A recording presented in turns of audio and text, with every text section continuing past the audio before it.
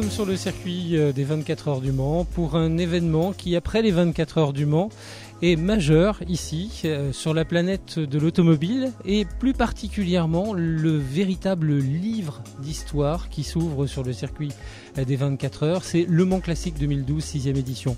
Patrick Peter, organisateur de cette manifestation, qu'est-ce qui contribue au succès de cette manifestation ? Écoutez, on a commencé avec la CO, on a commencé en 2002. Et donc ça va être la 6e édition et on a une croissance effectivement fantastique pour chaque nouvelle édition. Je croise les doigts, j'espère que ça va continuer, mais a priori ça s'annonce bien. Ce qui justifie ce succès, c'est d'abord je crois que le Mans est incontestablement, les 24 heures du Mans sont incontestablement l'une des 3 plus grandes épreuves au monde et ça représente un mythe absolu pour tous les passionnés d'automobile et ils sont nombreux dans le monde entier. Et pour les collectionneurs, qui eux aussi sont nombreux, généralement ils aiment bien remettre leur voiture, leurs jouets dans le contexte dans lequel il a évolué à l'époque. Et pour un collectionneur, rouler dans une voiture ancienne sur les hunaudières la nuit, ça fait partie des grands rêves. Donc voilà, je pense que c'est une des clés du succès. Après ça, il a fallu construire l'événement autour de ça et puis offrir aux spectateurs, ça je pense que c'est important, offrir aux spectateurs un spectacle qui n'est pas uniquement destiné aux passionnés. Les passionnés y trouvent ce qu'ils cherchent, bien entendu. Il y a de magnifiques voitures, ils peuvent discuter avec les pilotes, etc. Mais on a fait tout un tas d'animations, de présentations, de parades tout autour de ça, et d'activités de manière générale, musicales, etc. De façon à ce que la famille des passionnés ne se sente pas oubliée et qu'ils puissent toutes les heures trouver quelque chose de nouveau. Et l'idée c'est que le dimanche soir, les gens vous disent on est complètement claqué, mais on n'a pas tout vu, on n'a pas arrêté et il faut qu'on revienne la fois d'après. Alors c'est l'occasion de réunir des gens passionnés, mais des gens qui sont tout autant passionnants, car très ouverts justement au public qui vient ici à leur rencontre. Les collectionneurs sont des amoureux de leur voiture, donc effectivement, il n'y a rien qui puisse leur faire plus plaisir que quelqu'un qui vient leur demander si ils ont un carbu ou un double carbu, s'ils ont etc. Et quand ils voient qu'en face d'eux ils ont des gens qui eux-mêmes connaissent bien et qu'ils peuvent discuter du sujet en long, en large et en travers, ils sont ravis. Donc ils ouvrent leur voiture, ils font voir leur machine, ils échangent un tas d'informations. De temps en temps, on voit des spectateurs qui viennent avec des photos anciennes d'une voiture, etc. Enfin, on sent on ne parle que de voitures, que de courses, que de mécanique pendant 3 jours. Alors justement, les courses, il y en aura sur le circuit, déterminées en 6 plateaux différents. Alors, comment avez-vous déterminé les plateaux, les différents plateaux ? On prend toutes les voitures de 1923 à 1979, donc il est évidemment pas possible de les faire courir ensemble parce que ce serait dangereux, il y aurait des différentiels de vitesse terribles. Donc on a défini 6 périodes correspondant à des grandes périodes réglementaires, si vous voulez. Donc on a les voitures de 23 à 39 et puis les voitures de 49 à 57, etc.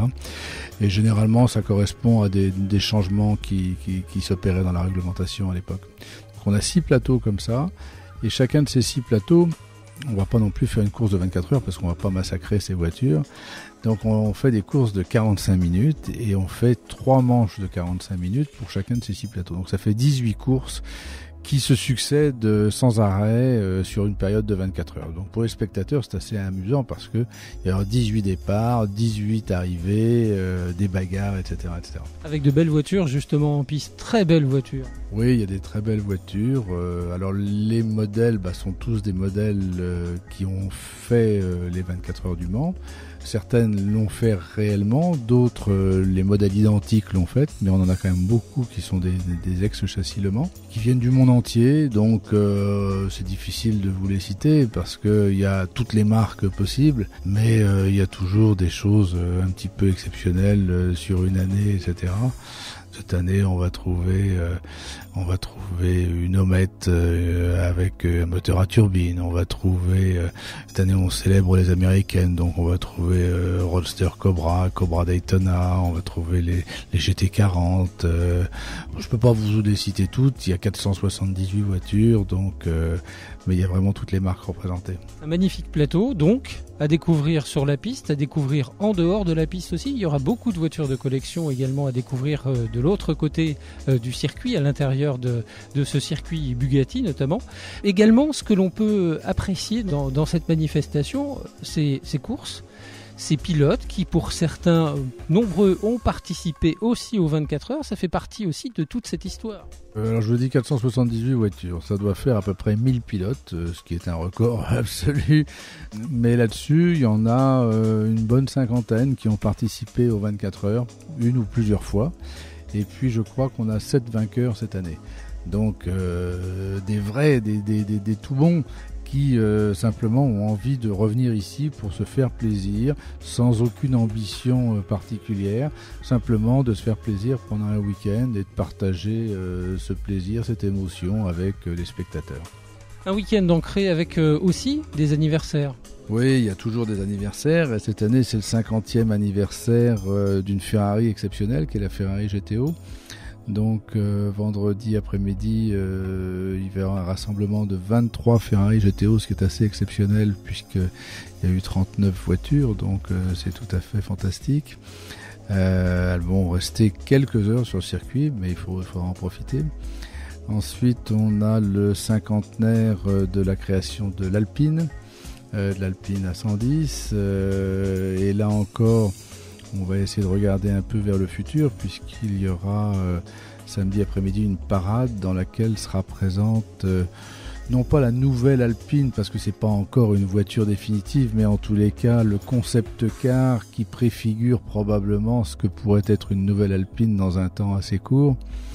Et ça, je pense que ça fera plaisir à tous les amateurs. Et puis enfin, il y a, on fait une année américaine cette année et c'est les 50 ans de la Cobra. Et donc, il y a beaucoup de Cobra et on rendra un hommage tout particulier à Carroll Shelby qui a disparu il y a 2 mois. Et avec une parade avec les voitures qui représentent un peu la carrière de Carroll Shelby, donc l'Aston Martin DBR1 avec laquelle il a gagné en 59.